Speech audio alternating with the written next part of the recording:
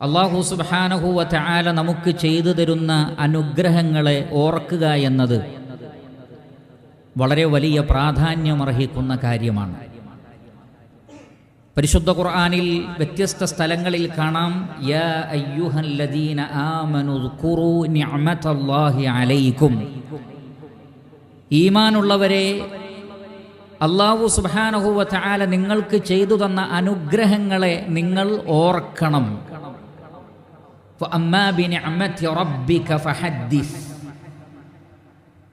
നിന്റെ രക്ഷിതാവ് നിനക്ക് ചെയ്തു തന്ന അനുഗ്രഹത്തെ സംബന്ധിച്ച് സംസാരിക്കണം.